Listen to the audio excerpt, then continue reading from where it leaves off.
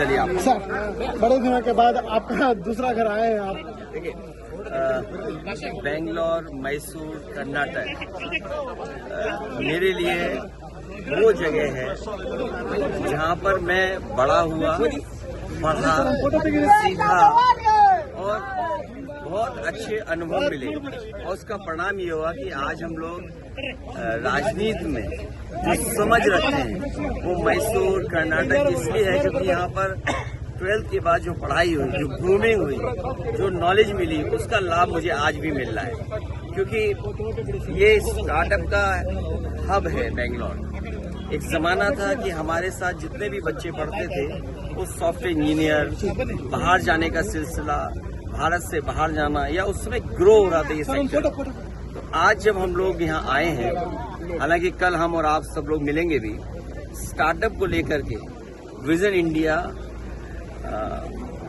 Neo India, उस दिशा में कैसे आगे बढ़ें, इसलिए बेंगलोर से अच्छी जगह और कोई नहीं हो सकती। इसलिए शुरुआत की है बेंगलोर में, और कल जब यूपी में सरकार बने तो उस दिशा में हम लोग काम करें। उम्मीद है सर कल सर आप इस इलेक्शन से क्या सबक सीख सकते हैं, या टीएमसी हो, जेडीयू हो, आप मेनली आरजेडी हो, या आपके एसपी हो। एसपी तो बड़ी तगड़ी पार्टी है यूपी में।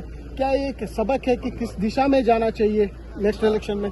यूपी में हम लोगों ने हार से ही सीखा है, और हार से ही सीखने का मौका मिलता है। जब आप बिल्कुल नीचे पहुंच जाते हैं तब आपको लगता है कि वो ऊंचाई पर कैसे पहुंचे।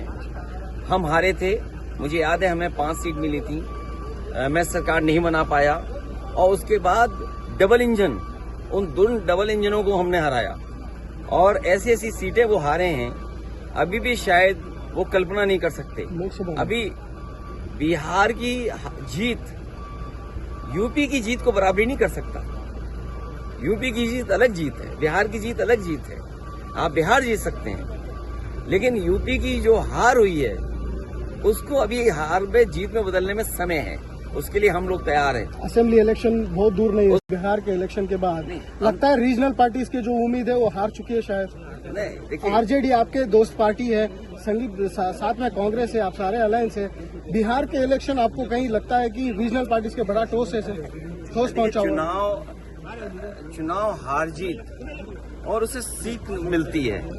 आप पॉपुलर हो सकते हैं, आपको वोट ज्यादा मिलेगा, लेकिन बीजेपी की जो मशीनरी है, बीजेपी का जो काम करने का तरीका है, बीजेपी जिन इश्यूज को लेकर के ग्रास रूट तक जाते हैं। मान लीजिए उन्होंने अब ये कहना शुरू किया है कि महिलाओं ने बहुत उन्हें वोट दिया है, विमेन वोट ज्यादा मिला है उनको, ये तो बताया जा सकता है, लेकिन आप 10,000 रुपए कब तक देंगे?